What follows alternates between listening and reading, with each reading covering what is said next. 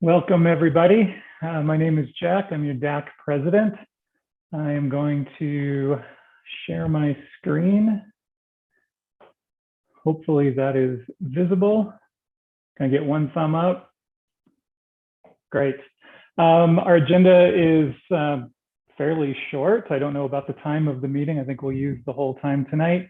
We're going to have a brief UIP work update just to bring everybody back into the loop. It's been a while. We're going to get a district finance presentation from Susie DeYoung as we begin the spending priorities work this spring and into the coming years. So we want to hear from her. And then Erin is going to lead some breakout work on DAC engagement before we adjourn for the night. So again, Happy New Year. Hope your year is off to a good start. The fires in Boulder County were brutal. They were very close to all of our hearts, I would imagine. And hopefully people who are able to help out have made connections in that way. I know I've got friends that were in the neighborhood who were unscathed, but in the neighborhood that burned, and it's just been brutal on them. Jack, I am doing a nice little warm up. So this is a across, take some time. We're not gonna stop and do intros, but something to maybe kind of have a little laugh, see what your fellow DAC members are posting. So please feel free to jump in the chat when that makes sense. Great, thank you, Erin. Quick announcement, we had a change with our board liaison this week. Lori Goldstein is shifting her priorities or work to the union negotiations. Sorry, the term is escaping me, but she can't do both. And so she is being replaced on our group by Courtney Potter. And Courtney, did you join us yet? Are you on the meeting? Yeah, I'm here. So Courtney had a prior commitment. This is again brand new as of the last 48 hours. So she wanted to jump in and introduce herself, and then we'll be leaving the meeting fairly quickly. So take it away. Well, I am excited to be here. I've heard a lot of great things from Jamie about kind of everything that you guys have accomplished, and it's been a lot to take in, just being a new board member in general, but I'm excited to kind of learn the ropes a little bit from Jamie and kind of see how I can best support you guys and the things that you want to accomplish and how we can best work together. I do have to hop off after I'm done here. It's my son's 12th birthday, so I have to go celebrate that a little bit. But I just wanted to come on and say hi and thanks for having me. Great, we look forward to working with you. Thank you.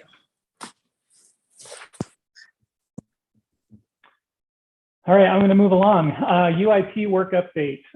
For those of you, I guess, members, there's a lot that happens in the background, and sometimes we can operate in a void or a vacuum and not be completely transparent about what's happening. So a lot has been happening with UIP. Erin and I have assembled all of the information and feedback from the 4 or 5 previous meetings that we've had. That is about halfway done being drafted into a report for the board. That is one of the deliverables that is in our work memo this year. Once that draft is done, it'll be turned over to Lynn, one of our members who is a graphic designer, to clean it up, format it, add some graphics, make it look pretty. Then we'll come back and present that to the full DAC.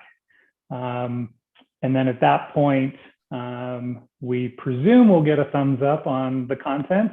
We believe we've listened pretty well and incorporated a lot of that feedback to the district and the board, and then we will schedule an in-person, well, presumably in person, at one of the board meetings. We will present those recommendations to the full board.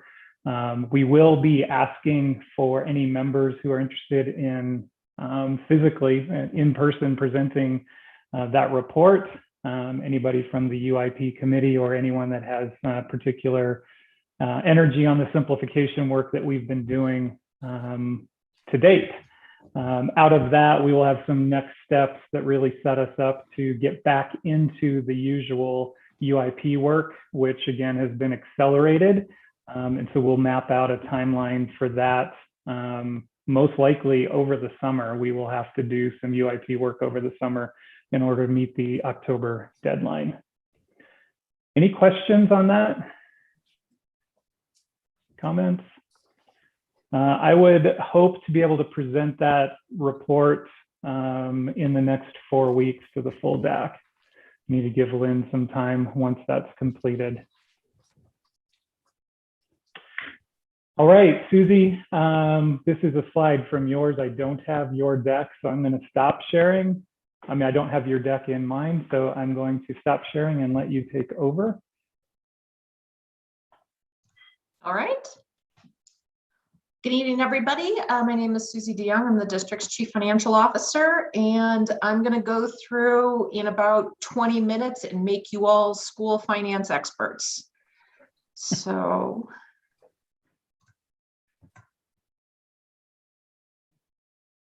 are you seeing my screen? Yeah. Right. Okay, perfect. Here we go. So what we'll go through quickly is the timeline of our budgeting process, where the money comes from, where the money goes, fund balance, and some additional resources so that after this time, if you have other questions, besides asking me, you've got other places that you can go to find some or more information. So very quickly, all of you earlier, Jack had emailed to you the Navigating the Budget Guide. And throughout this presentation, what I do is refer to pages within that guide that you will find a lot of this information. This is a great 30-page document with a lot of really good information, and it condenses it down into easily to understand format. So if you don't have a copy of that, it is available also on the district's website under the financial transparency page. Our budget every year is from July 1 to June 30th. We are required by law to have our budget approved by the board before the beginning of the fiscal year. So no later than June 30th, I have to have the budget approved for the next fiscal year.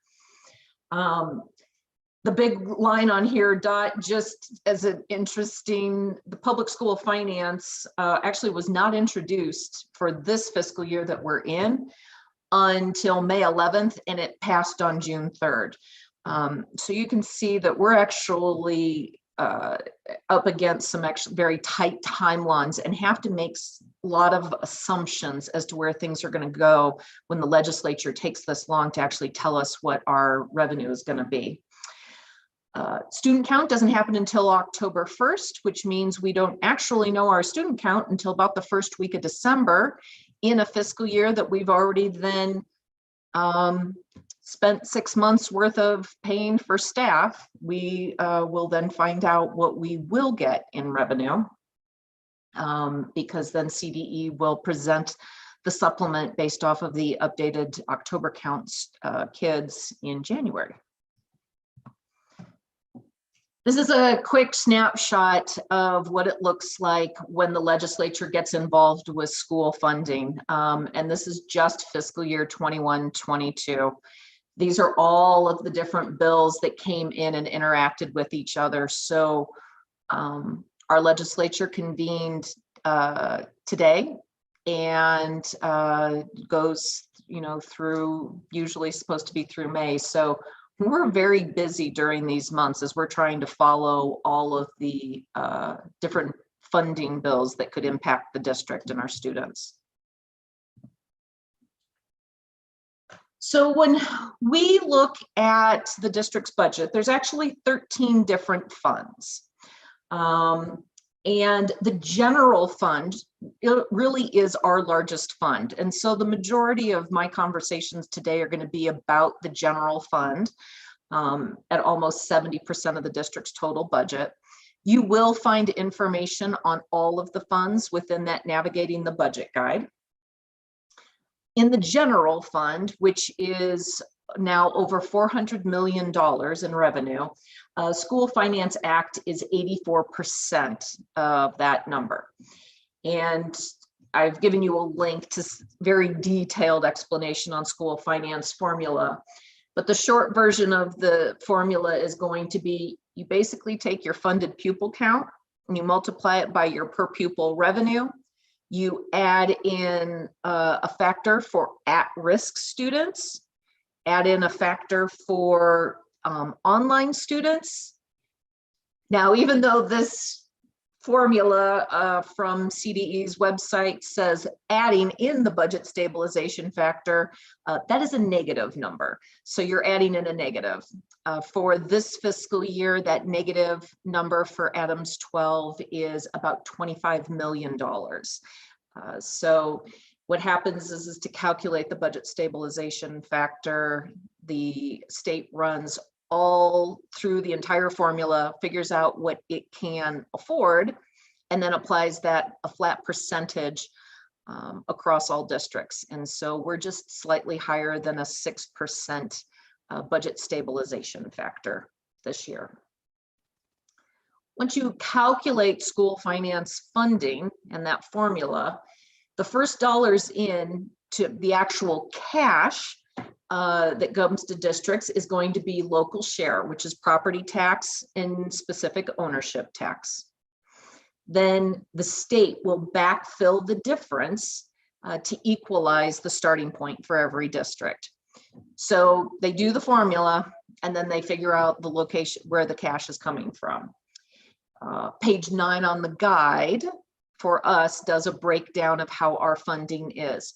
We are a district that does get more funding from the state in our backfill because we are a large district in the number of students that we educate in a small assessed valuation boundary. And so because of that, our dollars are from the state just are heavier than some other districts, like a Denver, who has a higher assessed valuation and more proportionate with their student count.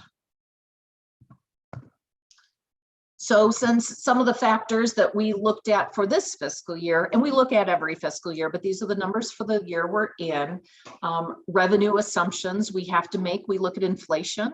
Our per pupil revenue, the base is adjusted annually by inflation.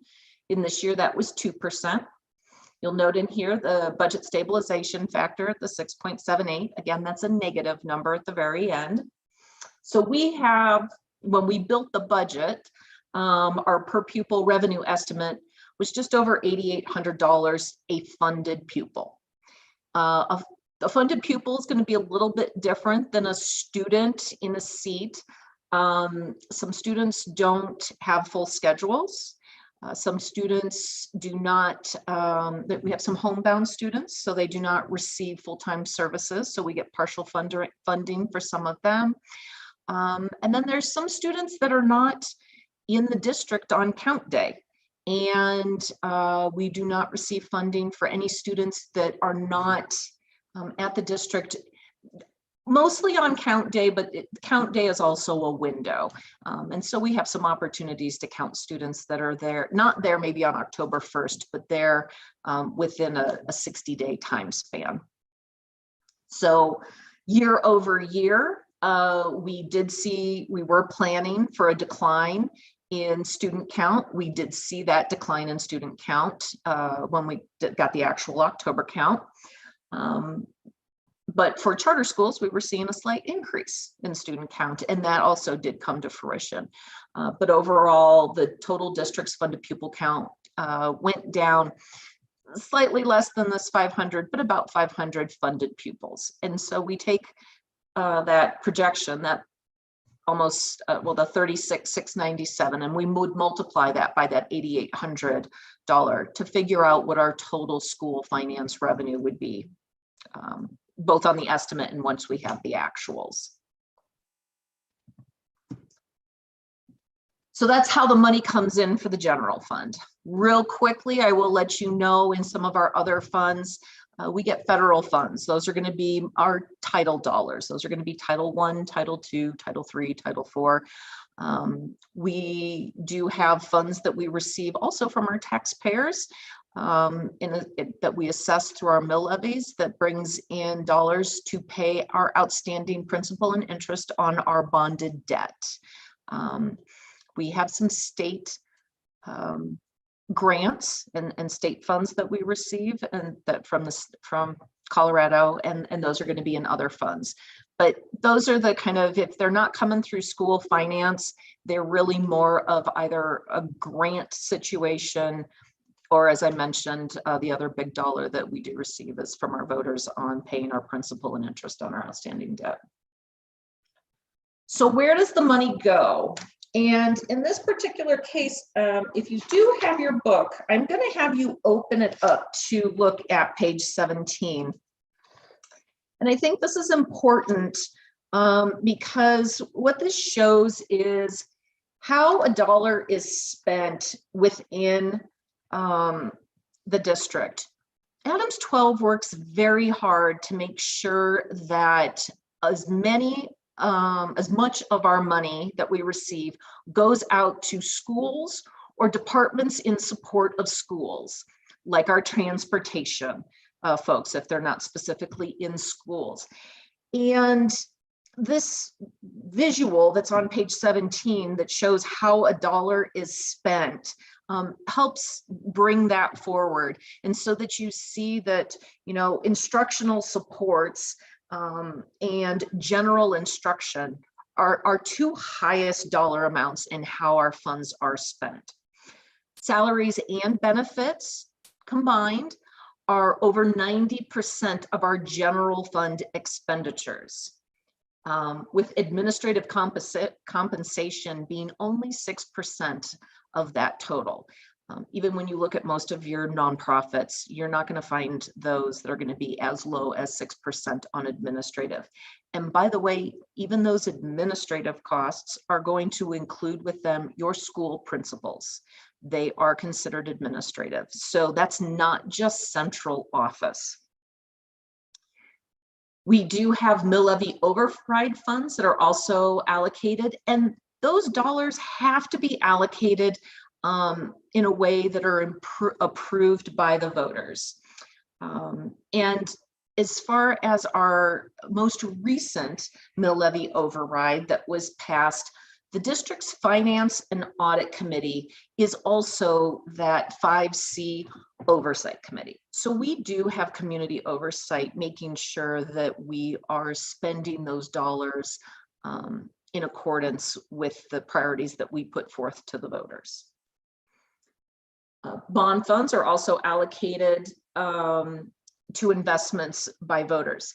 This is when we pass a bond. So our last one was passed in 2016, and that was for an approved $350 million with premium and principal. It turned out to be a little more than $427 million. And we had a list of how those dollars were spent. We budget only for those approved projects. And in this case, the district's long-range planning advisory committee has oversight over that spending. Again, for both the overrides and the bonds, you're going to be able to find a lot of that information within the district's Navigating the Budget Guide.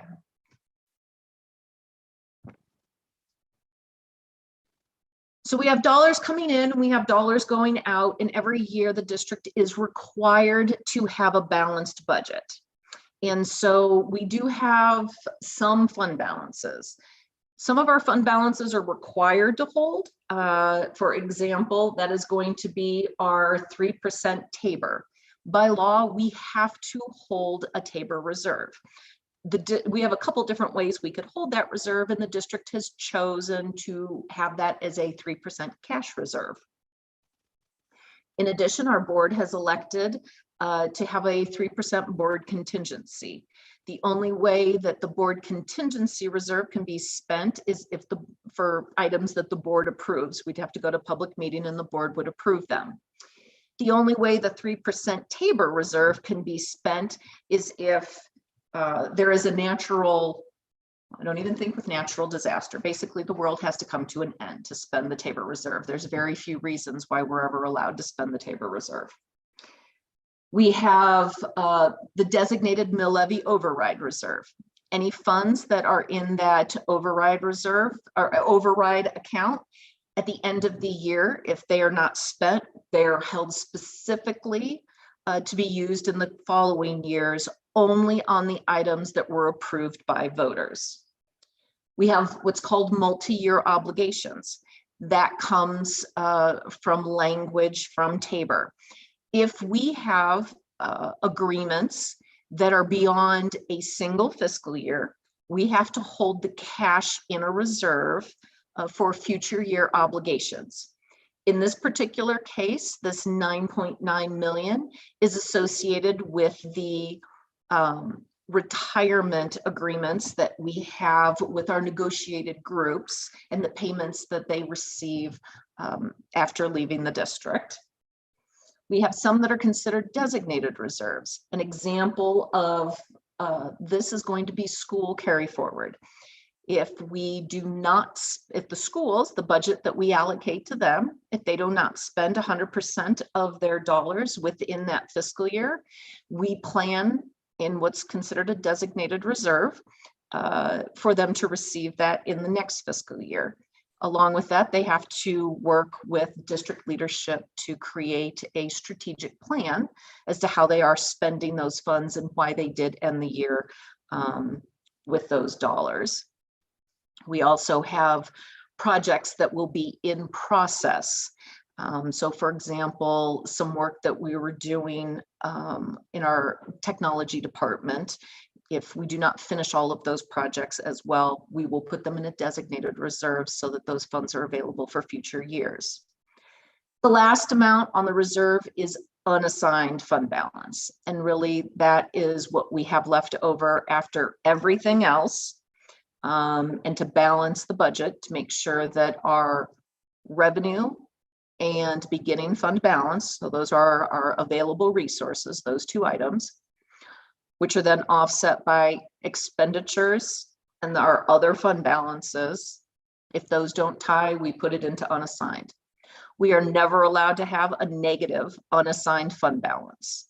That would mean we don't have a balanced budget. So that number always has to be positive.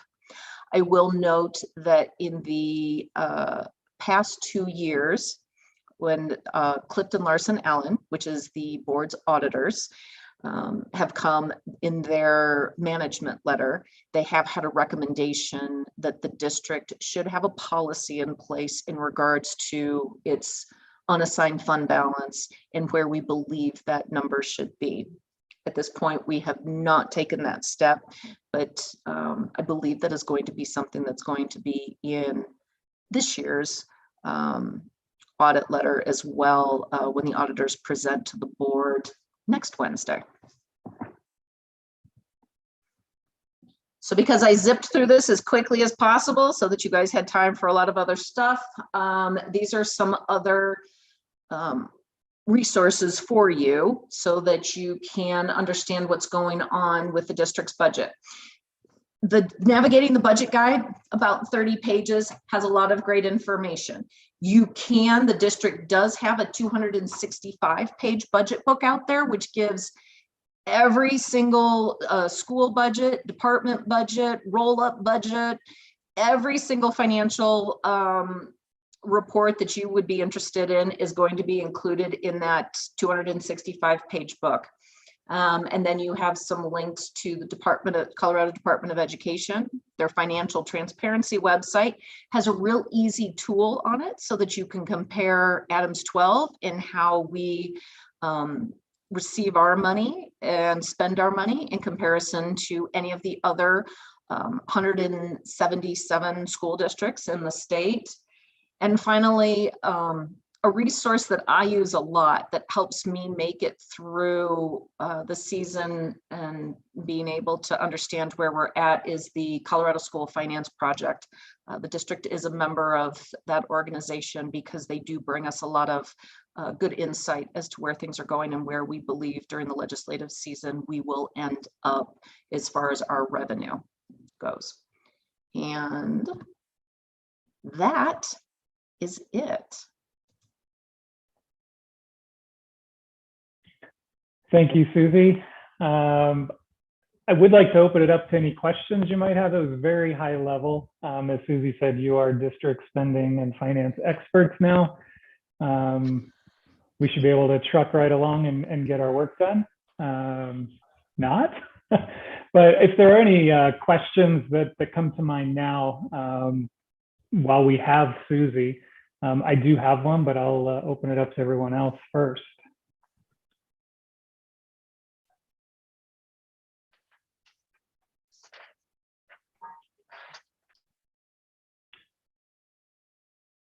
Okay, Susie, are you aware of any holdover or new initiatives related to COVID for school funding? I guess anything in the context of COVID for the coming year's budget? So today we actually received an email from the state. A portion of the state's money that they held back will be released in some different grant opportunities. We will receive some money in support of our Native American families. But other than those, and I think that that's about $100,000, a little over $100,000 for Adams 12. I am not aware at this time of any additional COVID resources. Our final, what we refer to as ESSER 3 funding is available until September of 2024. So we have not spent all of our federal aid that we received during the last fiscal year. Okay, that was physically received, it's in the district's hands, or that's a pledge to come? The state has it, and that is provided to the district. The ESSER funds are provided on a reimbursement basis. Okay. I'm personally interested on the head counts where you were down 500 based on actual attendance. What allowances or provisions does your team use, I guess, to plan for potential headcount reductions? Because if the math is right, that's about $4 million in revenue, correct? Correct. So we know that our planning department gives us that information ahead of time. In fact, I have the first pass projections from our planning team now, and I'm putting together my estimates for what I think the revenue is going to be next year. We build that in ahead of time before we start doing any other changes for the following fiscal year, either adds or deletes.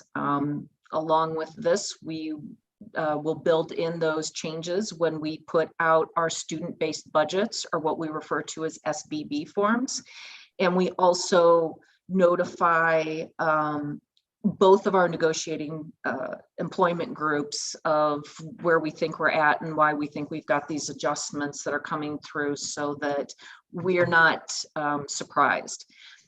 If the numbers should come in lower than what we had anticipated and somehow our revenue comes in less, that's going to be where that unassigned fund balance would come into play to bridge any one-year gaps that we might have. Okay, thank you. Other questions? Dimitri? Hi, Susie. Dmitry Nikolaev. My name. Question about how dollar is spent. So in the navigating budget that we received, it's for 2021-22. Do we have any information for previous years? And did something change related to previous years for those categories? Sure. Yes, you do have previous years. So if you go to the district's website under the financial transparency, and there is a link at the very bottom of the landing page of the adams12.org website, there is a button specifically states financial transparency. If you click on that and then you go to the district's adopted budget, you will see prior years, not only the big budget books, but the navigating the budget guides. And I believe there's 3 or 4 years worth of prior year information. No, in the big scope of how the dollars are spent, there is not much of a shift. We've consistently put the fact that general instruction and instructional support have always been the largest 2 numbers. And that central office support has always been one of the lower numbers. Thank you. Why I'm asking, because I recall that we talked about some big projects happening this school year in, for example, in information technologies. And my question kind of, did those big projects, did those big projects had any effect on that, how dollar is spent or not? So I will clarify in that how the dollar is spent is limited only to the general fund. And those large IT projects that we've talked about were actually bond funded. So those came from the that $350 million amount that I said that the voters approved for us in 2016. So those will not have any impact on this particular that page 17 dollar breakdown. Yeah, now it's clear. Thank you. Okay.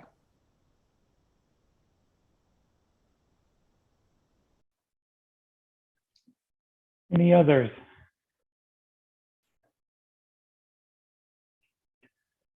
All right, Susie, thank you for your time.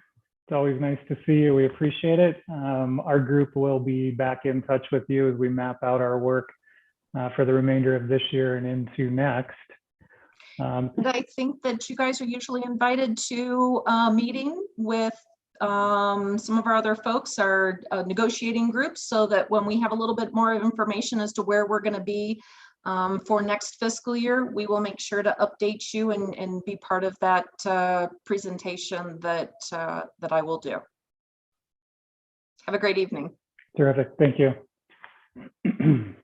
And as a follow-up for the rest of the group, spending priorities, we took a hiatus last year due to the COVID year. We did nothing related to spending.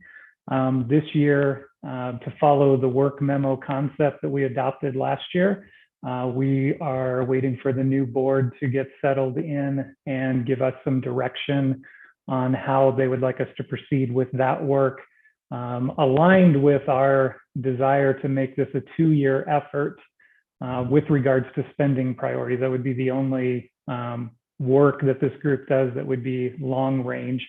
And that's really around timing.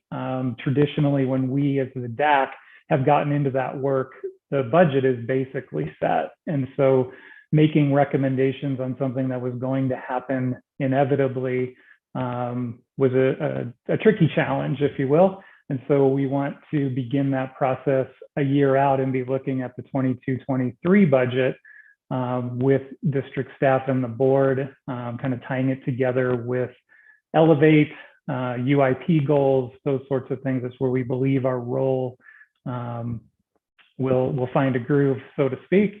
And so the next step is to get those guidances from the board. We'll draft the work memo and then come back to this group with that summary, and we'll get the work kicked off.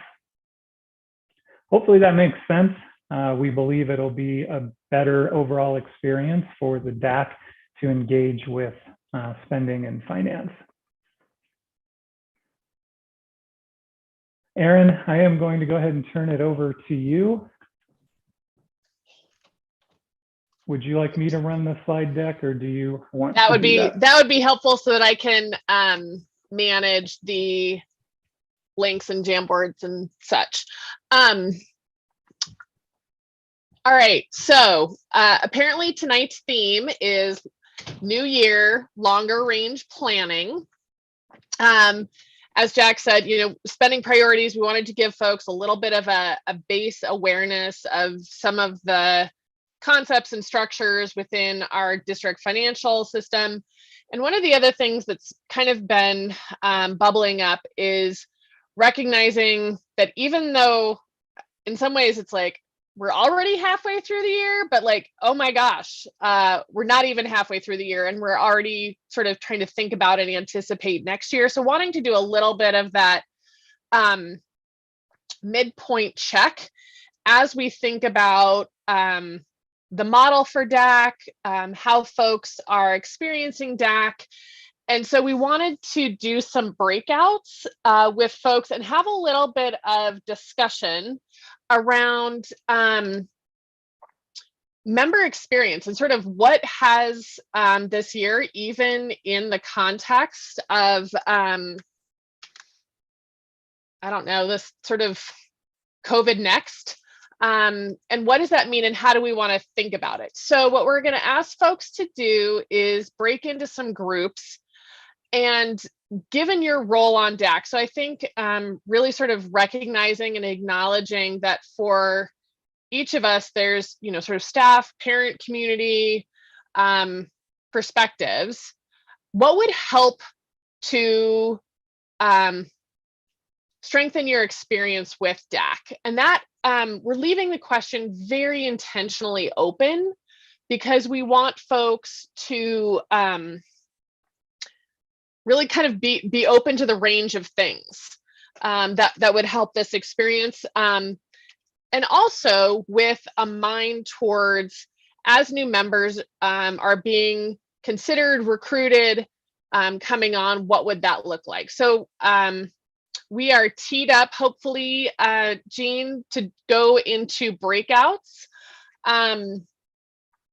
Priscilla, I think you are still here. I'm scrolling. Yes. Yeah, I'm here. Great. So we have you as sort of just monitoring the third group. So Jack will be in a group, I'll be in a group, you'll be in a group. And just, again, sort of free-form conversation. And I think let's go ahead and do this for, let's do a 10-minute start. And then kind of see where folks are at if more time is needed. And then we'll do some shout of just sort of what that conversation, what those themes are looking like. Jack, if you would advance the slide one more for me, thank you. And I'm dropping the Jamboard in the chat. So if everybody has a chance to click on that before we get sent into our groups, that would be very helpful. But again, hopefully this like new year reflection opportunity has got folks thinking some of those ideas. Also, to be clear, hopefully this is self-evident. Group one will be slide one, group two will be slide two. So you guys can work there. Okay.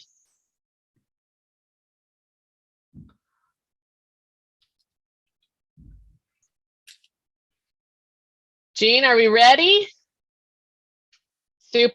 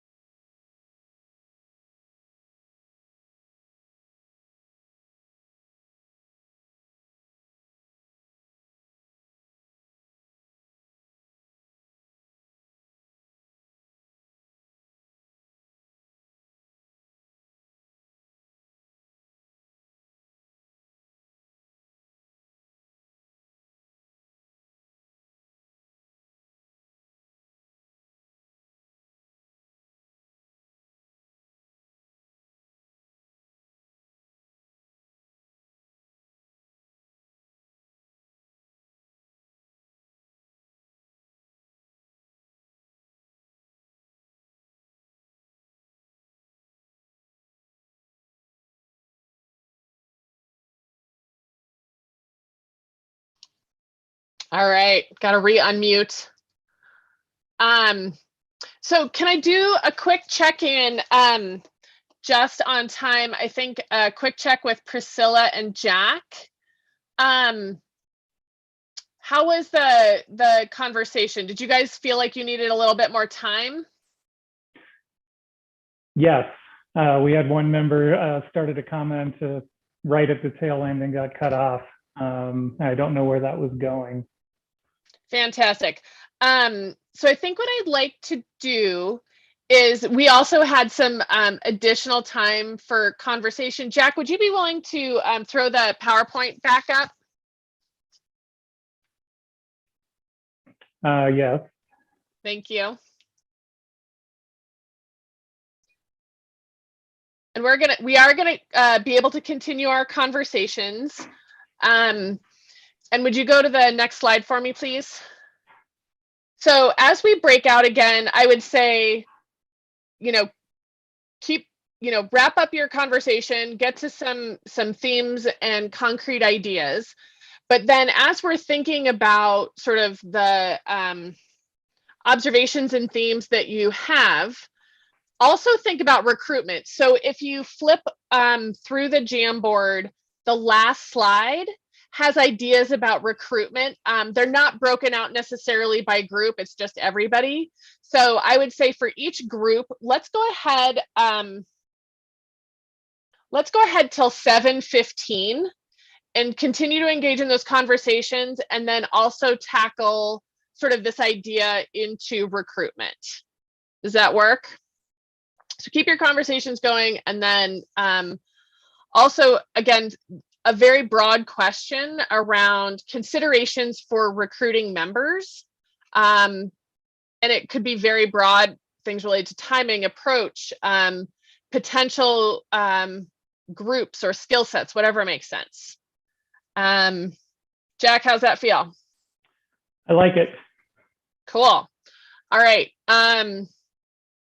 Jean, if you're willing, would you send us back to those same groups again for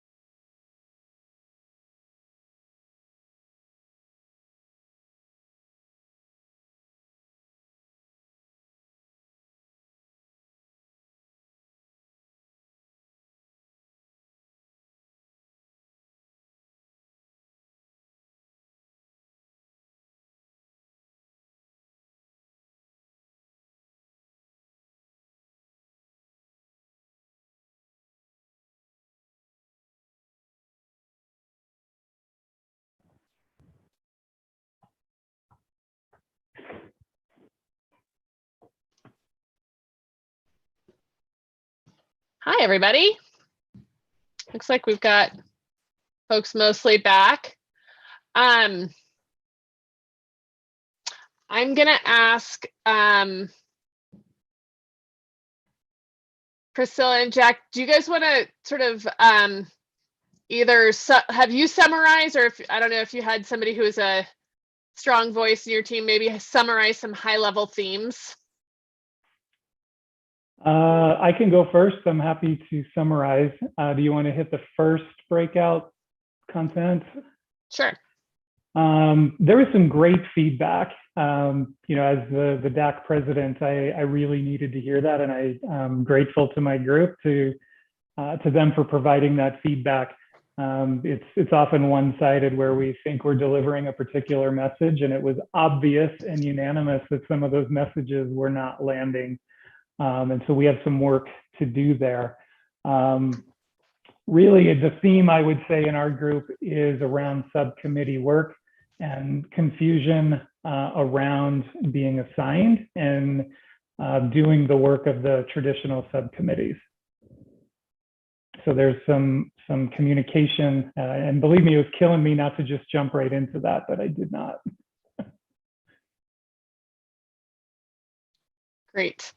I'll go next as group 2 team members. What was interesting, somehow through random chance, this ended up being a group of all new people. So it was really interesting to just kind of hear some of the, again, new person observations. I will echo Jack. We heard a little bit about sort of the focus areas, subcommittee work. But I think one of the really big themes was that how do we ensure that as we're doing work that the loops get closed? So, you know, there's a feeling of like, we're putting things out one way, but we're not quite sure where it lands or what happens to it after we provide some of that input. So that, again, good to hear.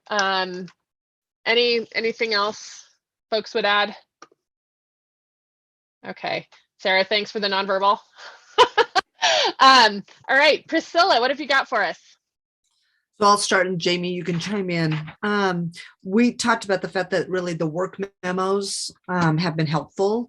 We had some conversations about 1 time per month versus 2 times per month for meetings. Felt like there was a tremendous amount of learning this year. And so sometimes it's hard to really see how much work are we getting done because we're doing so much learning, and that there could be some benefit in maybe doing some grounding at the beginning of each meeting where we talk about work completed to date, so that people have the opportunity to track where we are in the different work memos, that could be helpful, because it is a lot being thrown at them at any given time. Fantastic, thank you. I will say it was also really exciting to see all of the sticky notes on the recruitment slide. Again, I think it is, again, sort of an interesting point in the year to think about already kind of what does it take to tee up for next year. And I know district staff definitely have that feeling. I know Susie's definitely feeling that as we're already like talking about budgets and all of that. But just want to say thank you, and more to come as we sort of figure out how to structure that work and what that means for DAC overall. Jack, anything else in terms of either wrap up or next steps? We have 10 minutes. I guess I'll put you on the spot and say, should we address the numerous subcommittee questions, the clarity around that? We can take a couple minutes, and I'm happy to shoot from the hip there. We could also write it out and send it to the group, but maybe a personal narrative might be good with the remaining time.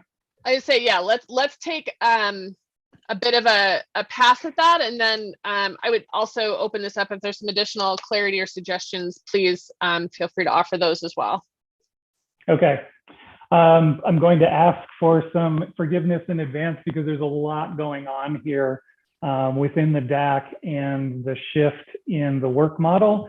as well as what we're actually doing last year and into this year. There's a lot of change, some of it temporary and some we believe and hope is permanent.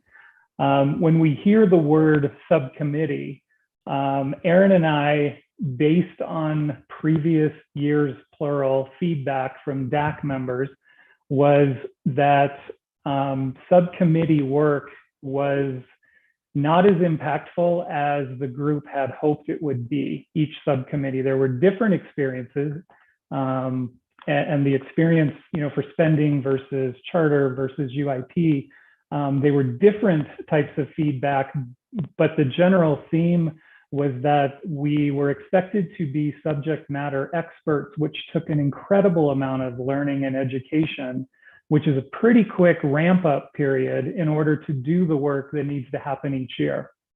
And so we took a step back and really questioned with the district and the board what the DAC's role is in each of those work areas. Combined with that, there was feedback in multiple years that people wanted to be able to participate or at least be exposed to all of the work of the DAC, not just UIP in a traditional sense where that group of 8 people met separately and privately and frequently to do the work of the UIP. And it ended up being in a vacuum. The whole DAC didn't know which each of the subcommittees was doing, and we were missing out on that experience. So quite intentionally, Aaron and I built a different DAC model 2 years ago, which allowed, created, incentivized an opportunity for all members to participate in all of the work of the DAC. So that's why we have generally 2 topics per meeting. We're hitting charter and UIP, or UIP and spending, SAC work. We're overlapping intentionally. And at the beginning of the year, we did our best to outline what that annual timeline looked like. We had a slide that was sort of the overlapping work throughout the traditional school year, so that you could see what was coming with regards to UIP spending and the SAC. So the subcommittees, Aaron and I really don't use those terms when we meet and plan the year, because we don't want the notion of a special group that breaks off and does work. We really don't want that to exist. That's based on feedback that we got. While we're in the COVID period, the regular work has taken a pause, and it's for different reasons. One, we just couldn't meet in some cases. The UIP was accelerated and there simply wasn't time to do the traditional work. And then the board also had special projects that they wanted us to focus on in this time, one of which was UIP simplification. And that is what we have focused on for 12 months now and are rapidly coming to a close. And the other was the SAC outreach and getting that work going. That was the survey that we sent out and summarized and worked through with this group. And that is the catalyst for the DAC to begin the work with the SACs, school accountability committees. So it is a period of transition. Aaron and I thought COVID was going to be 1 year. We would be back to normal, and we're really still not. I think that was just us, Jack. Just saying. Yeah, just us. And so I can appreciate some of the confusion that is happening. But one of the questions was, when are we going to begin doing the work? I think it was, when are we going to get our hands dirty with the work? And I would offer tonight that we have. We have done the work. The 2 projects that we had was UIP simplification, the SAC outreach, and then we have begun charter. And what we've been tasked with is to build out an appropriate work model for charter renewals, because that was again a separate set of feedback from the people who were doing the charter recommendations to streamline it and not be subject matter experts. We still wanted to contribute and make valuable recommendations to the board on those new charters and renewals, but without the 4-inch thick binders. So I hope that was clear. That was from the hip.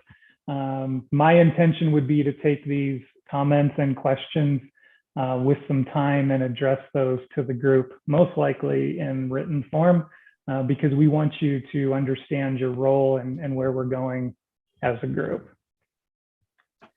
Jack, I'd also offer a couple things that kind of came up in group 2. I think sort of that idea of, I'm not going to use the words, again, not going to use the word subcommittee, but I think it's more sort of like work group idea, and did sort of volunteer, like as we're looking at the arc of the year, the SAC committee, the school accountability engagement, is coming up. And I think that's actually one of the areas of greatest opportunity for the DAC to really get in. And I think there's going to be some really nice work opportunity coming up there, and some potentially different models for how that might look. So we were able to dig, I think, a little bit deeper. And again, hopefully we'll start to get a more full picture of what a full year cycle looks like, and then tee up what, let's hope next year, like tee up for next year, which is hopefully a little bit more normal, and gets more into what might be considered some of that like routine DAC work. Yeah, thank you for saying that, Aaron. We had a short conversation in group 1 about that as well, that there is going to be a definite ask for DAC members to plug into specific schools, literally attending their SAC meetings as a conduit. And that was more around membership, by the way, how we would drive membership in future years. All right. I know we're getting very close to time. Priscilla would also like to give you the opportunity, if there's anything that you would like to reflect into the group, or observations for Jack and I, or open platform. I think what I appreciate about the DAC right now is its willingness to get outside of its own box and to begin to think about work differently, to always continue to emphasize the importance of multiple voices in a room that will make us better as a district. I think it's been challenging for all of you over the past 2 years with all the different constraints that have been in place, and I appreciate your tenacity and willingness to keep working and to continue to make progress. Thank you, Priscilla. All right. Well, really appreciate the time tonight, everybody. I hope that you felt like, again, you got some grounding information about where we're headed, and an opportunity to help us shape a little bit more concretely where we're going. So thank you. Our next meeting in 2 weeks is also virtual. So watch for that invitation and information coming from Melanie at the district. Happy New Year again. 2022 has to be better, right? It has to be better. Thanks, everyone. Have a great evening.